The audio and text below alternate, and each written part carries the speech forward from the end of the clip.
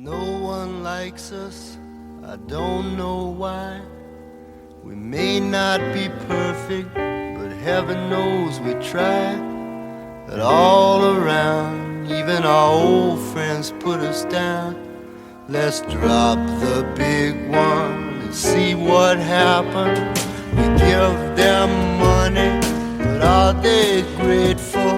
No, they're spiteful and they're hateful. They don't respect us, so let's surprise them. We'll drop the big one and pulverize them. Asia's crowded, Europe's too old. Today's show is about the end of the world. And I have to say, first of all, I want to caution you that it's not going to be as depressing as that sounds. In fact, I've had a tremendous amount of fun. It may say something about me, but I've had a tremendous amount of fun reading the book by our guest. Dorian Lynskey has written a marvelous book called Everything Must Go, The Stories We Tell About the End of the World.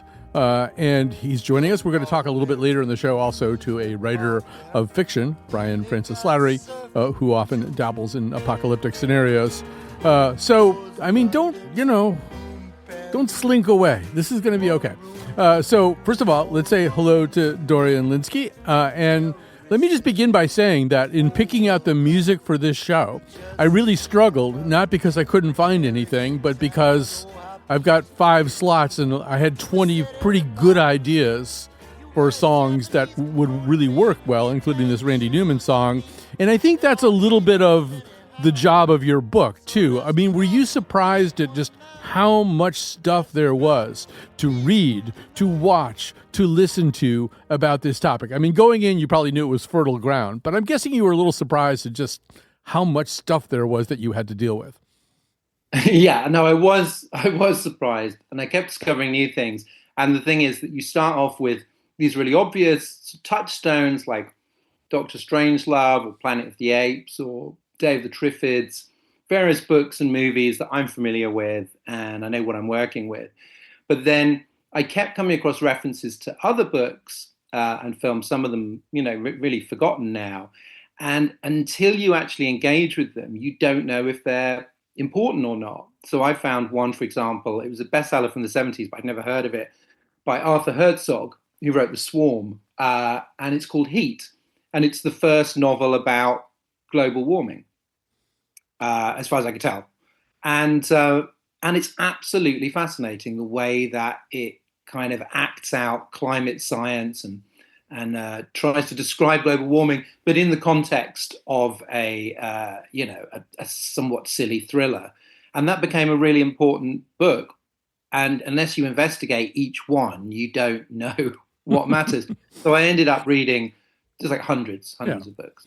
Yeah, there's so much of it. And we should also say, I don't know whether people take comfort from this or not, but one of the things that becomes clear in the book is that, yes, we right now are in a century where a lot of very serious and smart people are saying this is the century where we find out whether humanity survives, but that this has been said with a similar amount of urgency in pretty much every century that has preceded this one, correct? Yes, there's some amazing quotes. In the introduction, I just go back through the decades and find these quotes of people going, we're on the brink of the abyss, and then I found a historian from the 1930s who's talking about the Middle Ages and how people thought that everything was over. And there's always a mixture of just sort of dread and perhaps hysteria, and then genuine problems. That if you were living through the Black Death, I think you could be forgiven for thinking that it was the end of the world. And similarly, when you see what a lot of people were saying during the 1950s, where there were literally people going, I don't see the point of, going to university or getting a job because we could all die tomorrow. And they weren't wrong to think that that was a possibility. So what became a weird kind of reassurance was the fact that in each case, we survive. And sometimes, in the Black Death, a lot of people did not, but more in our era, generally the things that people were most scared about did not happen. And that doesn't mean things couldn't happen, but it means they haven't. One point I sometimes make to people when they're looking at some of what is in the New Testament, particularly the stuff from Paul, is that one reason he's making a lot of rules that seem kind of hard to live with is he doesn't think this is going to last very long. I mean, the apostles think that they are living through the end times. So I mean, if we can just make it through the next 3 or 4 months without breaking any rules, it's not going to matter. There'll be some kind of reset. So even then, they're thinking that way. Yeah, I mean, you get in the New Testament from Jesus, but specifically from John of Patmos in the Book of Revelation, a sense of imminence. That it's coming soon. That's sort of the whole point. And in a way, you can see the human need for that. That you want to feel like you are living the most dramatic time, even if it's dramatic for the wrong reasons. You want to feel that there is some kind of narrative importance to your life. We all want to feel that in our own lives, and it's almost like this is the most important time in history. And actually, what kept a lid on a lot of these apocalyptic ideas for centuries was St. Augustine rereading Revelation and going, actually, it's just a metaphor, and it's not going to happen soon. And nobody should try and predict the date because you're not allowed to do that. And he really kind of like. For centuries, people were relatively calm about it because they thought, oh, it's a metaphor for transformation.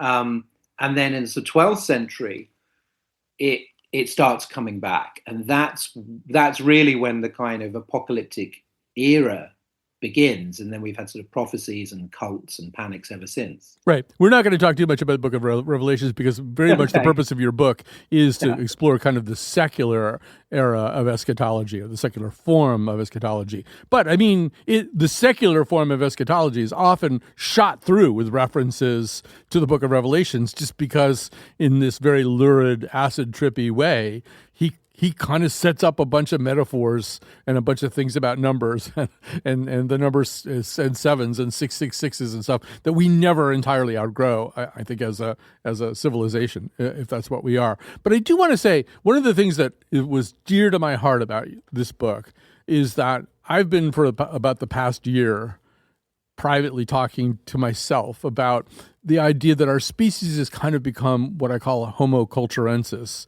And we are completely so embedded in our own cultural byproducts that there's this constant conversation going on between real life and imagined life in the form of movies, fiction, stuff like that. This book is very much about that tennis match, right? Where real life hits the ball over the net.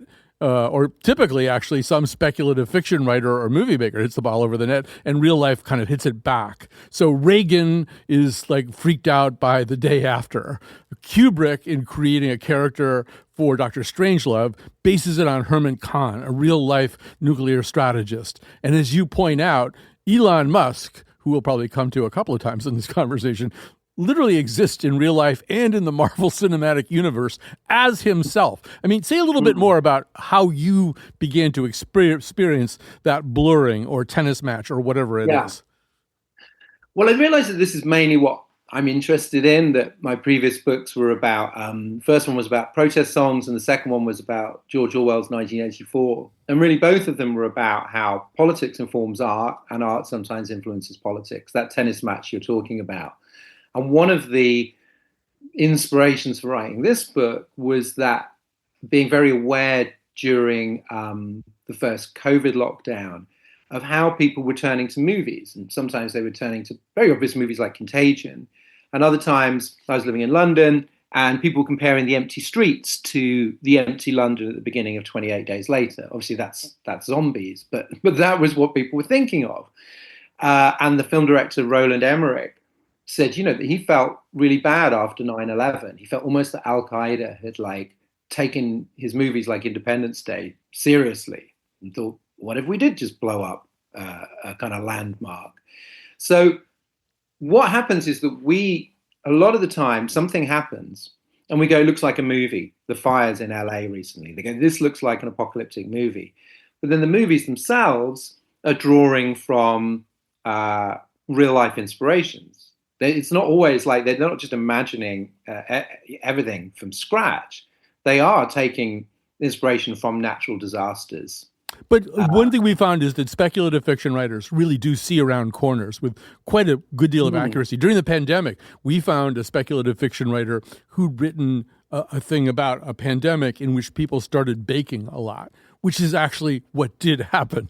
People started baking a lot during I mean, it's like that. And as you point out in the book, the first person to use the term atomic bomb is H.G. Wells, and that a lot of these speculative fiction writers, prior to the actual development and implementation of the atomic bomb, they were describing a mushroom cloud. So much so that they started to excite the interest of the FBI. Like, how do you guys know that stuff? So tell us a little bit more about that.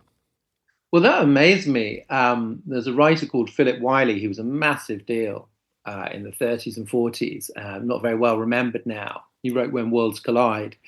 And he said basically the only people who were not surprised on the day of Hiroshima by the existence of the atomic bomb were people who read science fiction and comic books. He says the kids knew. And in fact, atomic power, atomic bombs had featured in like a Batman movie serial, in a Mickey Mouse cartoon, in Flash Gordon comics. But Rogers started life as a sort of post-apocalyptic character, because what was happening was that you had these science fiction writers on the sort of hard sci-fi end who were really interested in following what was going on in science. They could put ideas into their stories. And in fact, you had some of science fiction magazines, you had subscribers within the Manhattan Project. And a lot of people there were actually very interested in science fiction.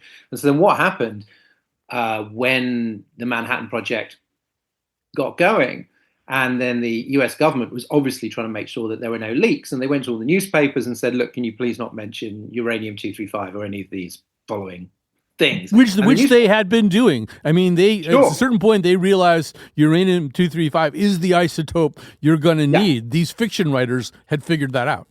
It was everybody sort of knew it was possible. The fiction writers had been reading these kind of like physics journals. So it was sort of out there, but not, I don't think the government knew how much of it was out there. And what they hadn't thought to do was send this memo to science fiction magazines and movie studios. And so they started seeing stuff, and they literally, barred the release of a Superman comic where Lex Luthor gets an atomic bomb. But they were trying to catch up, really, because they had no idea that what they saw as kind of low art, popular culture, would know anything about this, because they didn't really understand that all these people were doing was piecing together the science and going, oh, okay. So they didn't know how to make an atomic bomb, obviously, but they knew how it might be possible. Yeah, I don't know if we said this yet, but Philip Wiley got put under house arrest, basically. Here in Connecticut, I think. This is a little bit of a digression, but we digress on this show. But you had to read all these Philip Wiley novels, which, first of all, thank you for your service.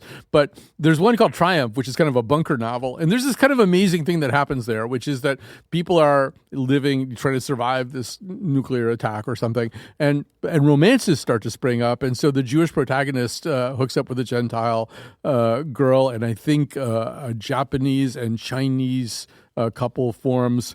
But there's a black woman, young black woman, and a white guy who are attracted to each other. And they both talk about the fact that, well, they could probably be boyfriend and girlfriend down in the bunker, but what if this gets over and they have to go back up topside?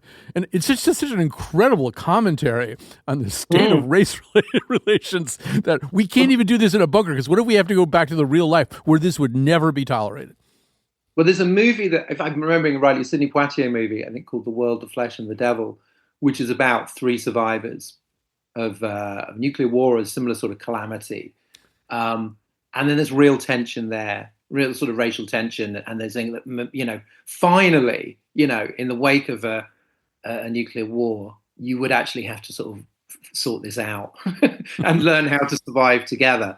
So, I mean, it did appeal to, end of the world stories often did appeal to sort of political progressives. I mean, all kinds of people. There's some very conservative science fiction writers as well.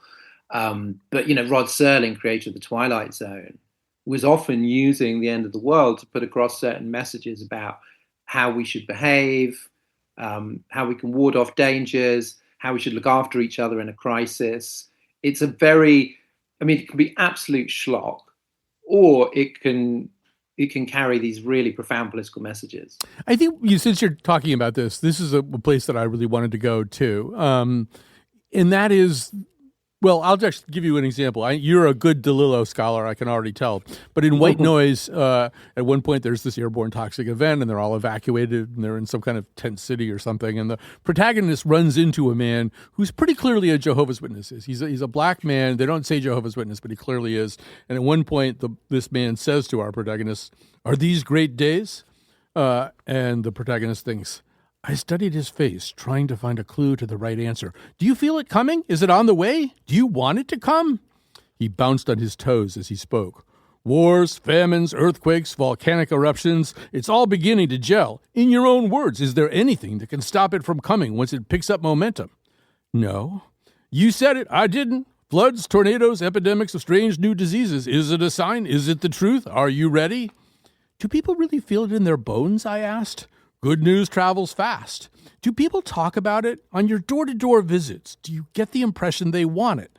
It's not do they want it, it's where do I go to sign up? It's get me out of here right now. People ask, is there seasonal change in God's kingdom? They ask, are there bridge tolls and returnable bottles? In other words, I'm saying they're getting right down to it. And I think we see that a lot, Dorian, in your book, that for a whole array of reasons, there's something kind of attractive about the end of the world. But maybe say a little bit more. I mean, I think that gets divided into subtypes, too. There are reasons why we might want the end of the world because we think we'll survive it and the evildoers won't, for example. But say a little bit more about this. Well, I mean, what you have with premillennialist Christians, since the idea of the rapture was introduced in the 19th century, was the idea that not only do you get paradise at the end, which obviously is what you get in Revelation, that all this, earthly suffering will end, and it will end in fire and bloodshed, and a lot of people won't survive. But those that do, will get eternal life in some vaguely defined way. And then the idea of the rapture enters in, and it says, actually, the righteous ones won't be involved in all the fire and bloodshed. They will be kind of whisked up to sort of watch it from a safe distance, which is why, stuff that I find quite chilling, that there were premillennialist Christians, for example, in the 1980s, who really opposed Reagan's arms limitation treaties with Gorbachev, because they were like, no, the nuclear war is going to be God's method, and you can't get in the way of that. And similarly, people that think that climate change is almost to be encouraged, like you want things to get worse. And what I found equally chilling, I think, is where that goes into a more secular context. I mean, a lot of survivalists are religious, but not all. And it was a similar kind of idea that you're waiting for civilization to collapse, and you're looking forward to it on the assumption that you will be brave and strong and resourceful enough to prevail and to survive and prevail, and then you get to be the boss, and you don't have to fill in tax forms and queue in supermarkets and so on. And then you get weirder versions of that, like in the novels of J.G. Ballard, the British writer, where he thinks it's an opportunity for transformation. He kind of wants everything to fall apart because you could become something else, and it's quite different to the survivalist version. So yeah, there is a whole range of responses to the thought of the end of the world, I think, rooted in that original apocalyptic idea that, as I say, everything must go. But the people that believe that always believe that they're not going to be going.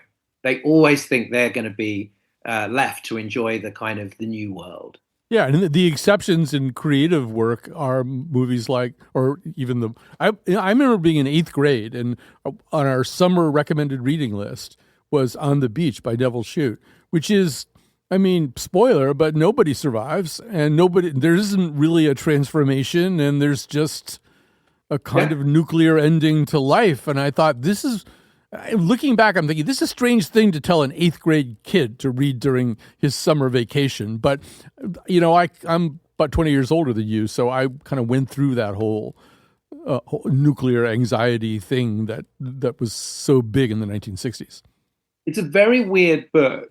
One of the things I loved researching most was this whole thing about the cobalt bomb, which is a weapon that was actually never invented and never built, but people could see what it would be, which is you would jacket the bombs with cobalt, so it would create much more powerful and longer lasting radiation. And that way, theoretically, everybody on Earth could die. Even the people that didn't die in the bombs would eventually be killed by radiation. And so this inspired Neville Shute. And he kind of had that sense of conviction that it's just like, no, everybody goes. Which means it's not technically apocalyptic, because an apocalypse is this sort of destruction and rebirth. There's a transformation. There are survivors, whether on this world or the next. And there's still something really unusual about the story, the movie, the book, that goes, no, this is the end. There is nothing left. And the way that Neville Shute does it is so kind of, he's very middle class and sort of decent and quiet and undramatic about it. And it's just people just going, oh, well, this seems terribly unfair, but I guess we'll have to get on with it. Whereas I think now we're more used to we send Bruce Willis into space to take care of this for us. And if there really is no hope, there's panic, there's looting, there's orgies and all of that. And so I feel there's something very 1950s about Neville Shute going, everybody will behave rather well. Yeah, no, we've got a party like it's 1999. Hey, we have to take a quick break here. We could talk about 1999 too, but we're not going to have time. This book is just so full of really interesting stuff. There's no way to do it justice. You'll have to read Everything Must Go, the stories we tell about the end of the world. We'll be back with more of Dorian Lynskey right after this. From dust we came and to dust we'll go. The Lord once told us so. Each brother take his hand. Heed the meaning of the Lord's command. Get ready, brother, for that day. Everybody gonna pray on the very last day. When they hear that bell, or ring the world away. Everybody gonna pray to the heavens on the judgment day.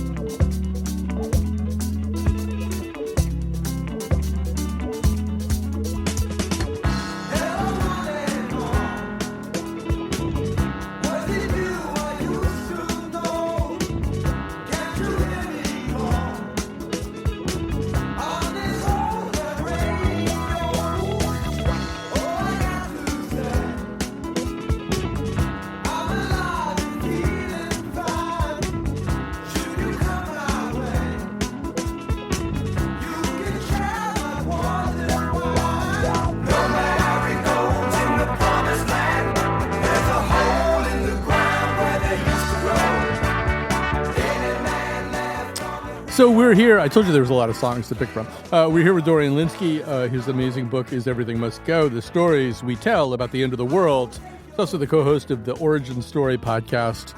He's also on a lot of other podcasts. I think he's on one called The Bunker sometimes. And what's the one called, like, Oh My God, What Just Happened? Is that what that's? Oh God, What Now? Well, it's a politics podcast. I was close. All right, so let's just go back to the real world for a second here. So we were talking, you may be encountering this as a podcast at some other point. We're talking here on February 4th.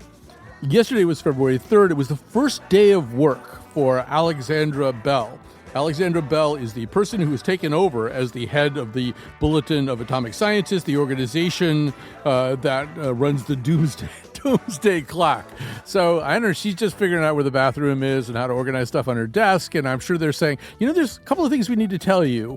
We're down to 89 seconds on the Doomsday Clock. First of all, this is a big thing in your book, too. So let's talk a little bit about the Doomsday Clock and how things are beginning to kind of squeeze us a little bit and feel more imminent. Well, I mean, it's obviously a very memorable image. The weird thing is about it is that it was the Bulletin of the Atomic Scientists, this pamphlet, Pen Proper magazine, and this was on the cover of one of their issues. And it was set up by scientists that had worked on the atomic bomb and began to sort of really dread its implications. And the design of the clock, the reason it started where it did, I can't remember exactly how many minutes to midnight, but it's in that quadrant, was just because it looked good. It hadn't particularly been thought through. It just like, it looked cool, it looked dramatic, it felt like it should be, you know, 10, 12 minutes away. And then it's become more scientific, or its critics would say pseudoscientific, bringing in all of these things. For decades, it was mainly about how close are we to nuclear war. And now it brings in climate change and AI and other concerns.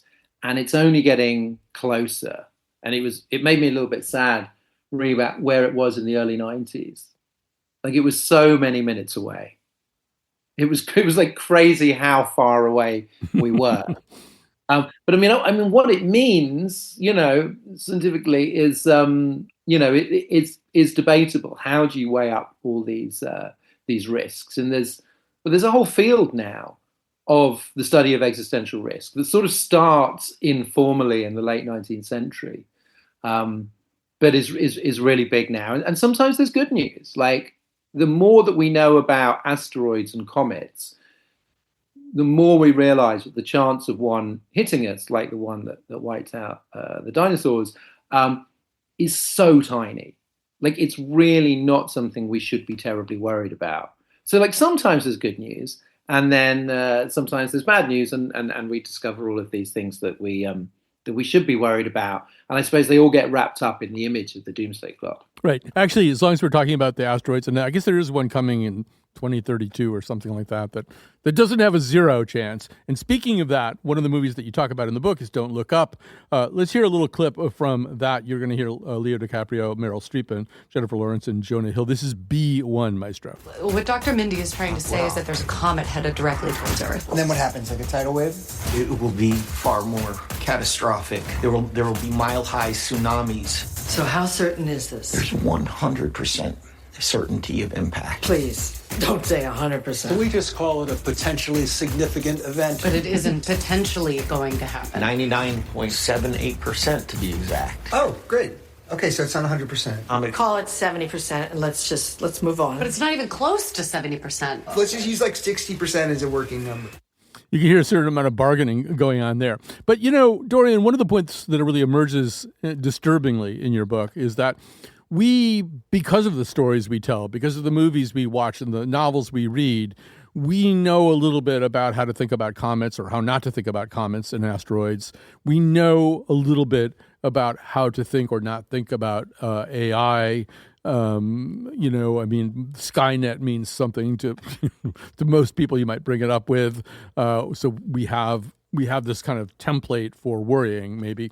But climate change, to the dismay of serious climate thinkers and writers, to the Bill McKibbins of this world, climate change doesn't really yet have that cultural narrative that brings us up short. I mean, there are certainly, you know, Octavia Butler books and things like that, you know, and one could argue that Mad Max kind of looks like a climate change scenario, and in the recent movies, there's a little bit more allusion to it. But there isn't that real visceral, iconic story that we apparently need from fiction to take things seriously. I mean, the thing is, it's a narrative problem. I mean, that's not the worst thing about it. But it is a narrative problem. And what's funny about that book I mentioned, the Arthur Herzog one, Heat, is that he's basically warning about global warming. And he gets removed from his job. He's like a government scientist, and he gets replaced by a climate denier. And disgraced. And then literally you rejoin him a year later and New York is like a jungle. It's like, so he was right. And of course it's absurd. And of course that's not how it happens. And we don't get this sudden dramatic shift where everybody goes, sorry, we should have listened to you. It's gradual.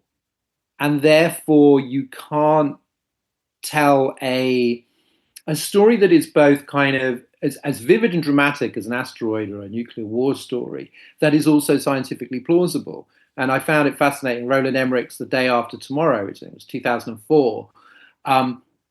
There's a whole documentary on the DVD with climate scientists basically going, well, this wouldn't happen.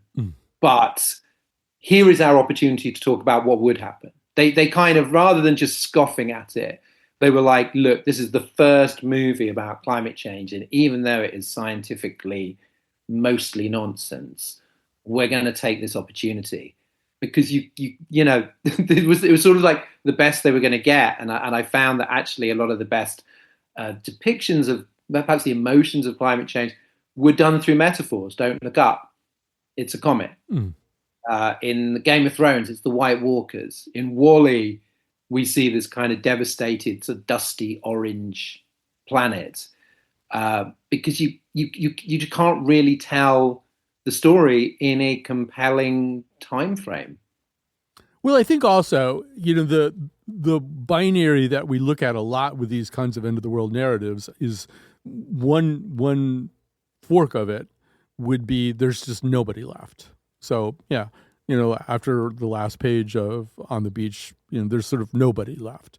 And then there's just a few people left, or, there's a Will Forte comedy where there's just one guy and then he finds somebody else. But climate change is probably more some communities that survive, and Musk will be up on Mars apparently, and Peter Thiel will be in New Zealand, and some rich people will have set up bunkers where they can get through this, and maybe some other people will figure out some ways to survive under these incredibly harsh conditions. And I think it's harder to construct a narrative that way too, where, to go back to Don't Look Up, if like 30% of the human race is still around, it's not the same kind of eschatology somehow.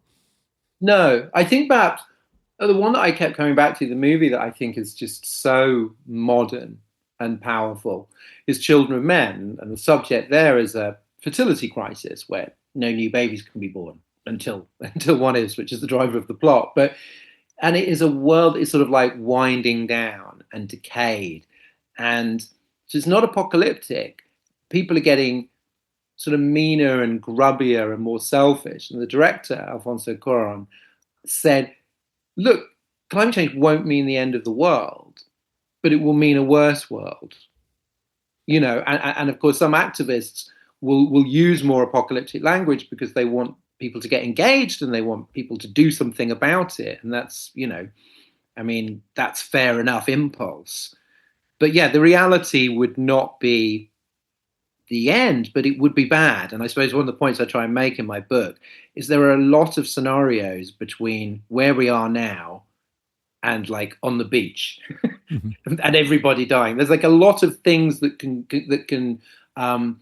go wrong or that can get worse without being the end of the world, which is why, sometimes when I had somebody who heard about what this book was about, I was like, oh, so you're saying there's nothing to worry about? And I'm definitely not, but I'm sort of saying contextualize those worries and perhaps get away from that end of the world idea, which can actually be perversely alluring. It's the idea that just everything gets wiped out, like you clear the table, and which might happen in a nuclear war, but would not happen with climate change. Yeah, and I just, since you said that, I should say, this may intrigue you, given how big a role he plays in your book, but I did have an opportunity to spend a good part of a day and a night in the company of Kurt Vonnegut.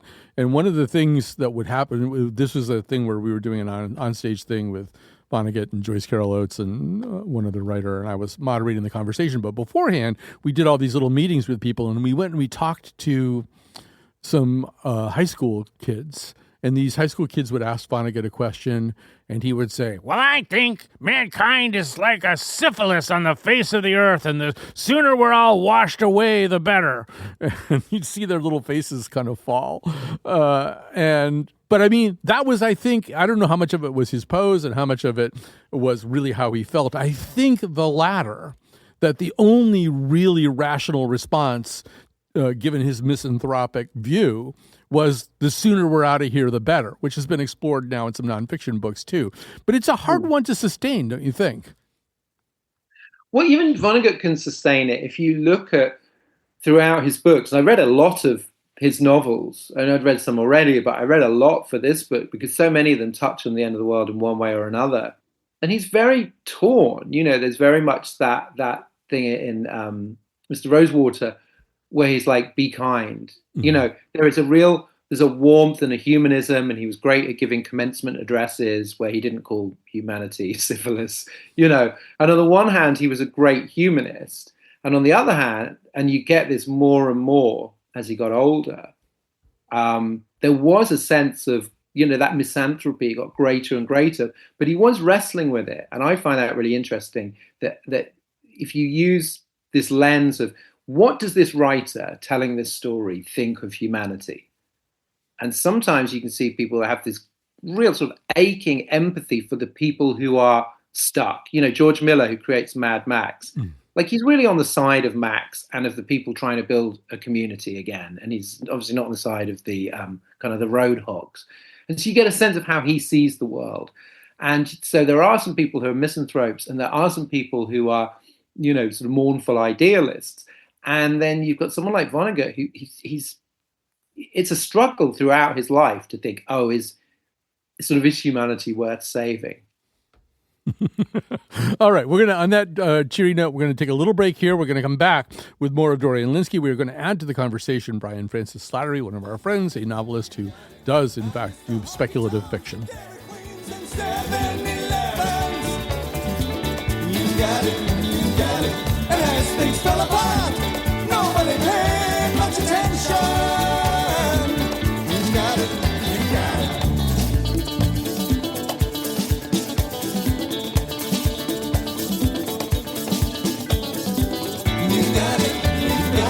Don't leave me stranded here. I can't get used to this lifestyle. All right, time to say some thank yous, starting with our technical producer, the maestro, Dylan Reyes. This episode was produced by our senior producer, Lily Tyson. It is, in fact, a Lily Tyson quality entertainment production. And joining us now, Dorian Lynskey is still with us. His amazing book, Everything Must Go, The Stories We Tell About the End of the World, which we are barely scratching the surface of. I really recommend getting to it. We are now joined by one of our favorite authors and really favorite people as far as that goes. Brian Slattery is a freelance writer and editor, also a musician, but he's the author of 4 novels. His latest short story is Clouds, which appears in an anthology called Shadow Lab. And so, Brian, I know you've been listening to the conversation so far. Maybe the smartest thing I could do is just ask you what you're thinking about right now, or where you want to go, or which thing you're dying to talk about. Oh, wow. There's a lot. It sounds like a fascinating book. I'm excited to read it. I'm a creature of the things that you're describing. Is probably the easiest way to start. That for sure, the way that you were talking. I mean, the first thing that made me think about it was the first thing I latched onto is the idea that, people's idea of apocalypse is very kind of like rooted in the culture. One of the things that I discovered as a writer is that for many Americans, what they think of as the world ending is just the way that most people in the world actually live. There's in a lot of my stories, though, it's the things that look like apocalyptic things are just good location scouting, and the things that the way I describe people living is pulled directly from my experiences of places other than America. And it's been wild to see that for American readers, they think, God, how awful, and you're like, yeah, it is. Yeah, that's a really interesting point. That something that falls below the standard of the American lifestyle is apparently apocalyptic to everybody else. Yeah. And it got me. I think another point that I really liked that came up was the idea that for so many people, when they imagine themselves in these stories, they always imagine themselves doing well in them. Being prepared, having a lot of resources, etc. Not me. The best scenario I can picture is maybe I'm a hostage. Yeah. And to the extent that I'm a small potatoes writer, but part of the reason I always think that part of the reason why is because I tend to write about the people who are relatively normal. So they have to sort of face the problems that they encounter through ingenuity but they have limited resources. They're like normal people. They're more like I always describe it as they're like the mammals after the meteor hits, right? They're scurrying around in the underbrush and the sky is on fire and that volcano is exploding over there, but they're just gonna scurry around and gather their nuts and berries and hide under the log and see how things go, and they can't do anything about these like huge things that are happening around them. You But know, they can't do something. you're bringing up a really interesting thing. And Dorian, I think that's something that we didn't necessarily talk about, but most stories exist in some kind of context of heroism, either some, epic figure like Gilgamesh, who was just ready for anything that fate throws at him, or the apparently normal person who turns out to be way more resourceful than anybody might have imagined. But Dorian, there isn't much of a market for people who just go, "Wow, I don't really know what to do about any of this." Well, there's some nice. There is a tradition of these more sort of, I say more sort of humanist books, like Alas Babylon, The Postman, Station 11, which is largely people working together to solve problems. And, there's been a lot of discussion. Lord of the Flies, which is a book that I talk about in my book, even though it's not the end of the world, but it really has the sort of the shape of a post-apocalyptic story. And really have two types of person. One who wants to keep the flame alive and preserve some of the values of civilization, and then another one who just wants to go wild, and it all becomes about power and strength and violence. And actually, if you look into how people respond to catastrophes in real life, it does tend more towards the community. There isn't this idea that you often get in fiction that under pressure, people just crack and become selfish and brutal. There's a very, very strong urge. In my experience, that's the thing that libertarians like to think about. I really like that tradition because it's not the most prominent, but it's really powerful and might be the truest, rather than, much though I respect the Mad Max franchise, that seems probably less like how things would be. Yeah, Brian, I think you just made a really interesting point, though. If you don't like the way things are being run right now, and you feel as though your life is encroached upon by an incompetent, unwieldy, self-serving government, maybe that's what you're saying, right? The libertarians think maybe this is a better way to go, just kind of end most of everything. Yeah, I mean, I think that there's a steady streak of like the libertarian thinking that we've seen in the real world, right? Like those libertarians that took over the town in New Hampshire and got rid of all the infrastructure, and were like they thought they were living a beautiful life until the bears moved back in. They got rid of everything. But yeah, I think that there's a lot to be said for that, and like I'm on this side that you just described, and in my life I have seen that like when things are hard for people, they tend to turn to their neighbors and they help each other out. And there's I think there's a lot of like real beauty in that. Like like in addition to Children of Men for movies, which is one of my favorite movies, I always think about Beasts of the Southern Wilds, which is basically that, right? It's about people living in a really tough place, and all they have is like they're always pulling each other out of the messes that they get into. As a writer, you've approached this a couple of different ways, the end of the world thing. Early on, I think you kind of, there's the strange love mode, there's the don't look up mode, that there's something kind of funny about all this. But maybe talk a little bit about how you juggled those two different sensibilities. Yeah. The first, and it's still now, my first impulse is to sort of, because I like to write about people who are kind of scrappy, the attitude of the book really, or the short story really comes out of the characters for me. But there's been I've enjoyed sort of playing with the perception of like, for what one person is the end of the world is another person a career opportunity or something else. And that sort of tends to like leaven the difficulty of it, right? That like it's not the end of everything necessarily, depending on the scenario. After a couple of years of this, there were a couple of people who were like, I'd like you to try to take this idea very seriously, which I did once, and it was very sad to write, and it's sad to read. And it ended up being, to the extent that I could like get an angle on it, it was mostly about that the two main characters, like one was secular and one was an actual clergy person, and then like the way that the two of them like saw what was happening in secular and religious terms. And that was the sort of thing that was driving the book. it's a tough read.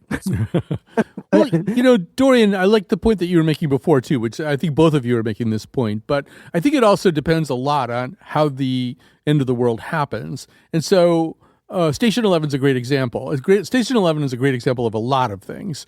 But, Dorian, it's not really clear why some people survive and some people don't. Yes, it apparently was a good plan to buy a bunch of groceries and barricade yourself up in a high rise and wait some of this stuff out. But it also it's not clear. Maybe some people were like Matt Damon in Contagion. They're just kind of immune. And so everybody who's left is kind of the only thing they really have in common is that they're left. They're still there. And Dorian, I think maybe that's where some of the humanism starts to come up. It's not that somebody was Peter Thiel and figured this out. It's everybody still figuring it out. Yeah, the normality of it is very appealing because that's sort of most of us, and I find that by contrast, you say that Peter Thiel approach and the buying bunkers in New Zealand, or being Mel Gibson and just being able to shoot a lot of people who are trying to shoot you. Yeah, sometimes people combine both fantasies. They got the bunkers and they've got a lot of guns in there. And it just seems almost a willful desire to disconnect yourself from the rest of the human race, to take no responsibility for them. And I mean, if you're one of the billionaires, also to take no responsibility for the things that you're doing that might in fact be, worsening the state of the planet. And there is something that obviously they take it very seriously, but it seems so rooted in these like fictional tropes of the hero of the wasteland. And it's just so it's so unsavory and reactionary. And you go ahead, Brian. Go ahead. Yeah, I mean, I guess like for me, and there are definitely other writers that are more prominent than I am that are also writing things like this. That the sort of more interesting questions are about something that you alluded to earlier, that there's a sort of a reset button that happens, right? There's a chance to sort of get it right this time, whatever that means to you. And I think that there's a lot of really powerful and beautiful stories remaining to be told about people who aren't tied to that narrative and are instead thinking about, well, we have a chance to do this over. And in some ways, it's going to be more difficult than what we had before. But in other ways, it can perhaps be kinder than it was. And I think that those sort of more nuanced positions are like really, really fecund territory that, could go on for a long time. All right, we're going to have to stop there. We do very much recommend the fiction of Brian Slattery, and also we recommend Everything Must Go, the stories we tell about the end of the world by Dorian Lynskey. Thanks to both of you for being with us today, and we will be back for the rest of this week with all kinds of interesting things for you. Don't miss any of them.